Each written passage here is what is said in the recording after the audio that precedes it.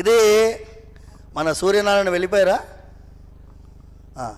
ఆ కాలంలో వేదాధ్యయనం చేసేవాళ్ళు ఇప్పుడు అర్చకుడికి చిరిగిన బట్టలు, నేను పిల్లోడిని తీసుకుపోయి కాన్వెంట్ స్కూల్లో జాయిన్ చేస్తా, పిల్లోడికి అర్చకత్వం ఎందుకు, వంశపారంపర్య అర్చకత్వాన్ని చిన్నాభిన్నం చేసింది కాబట్టి ఈ వ్యవస్థ ఇట్లా అయిపోయింది అని నేడు గోపురం పైన చెట్లు అన్నీ మొలిచినాయి, దేవాలయం అంధకార బందిరంగా అయిపోయింది, అర్చక వ్యవస్థ చిన్నాభిన్నం అయిపోయింది.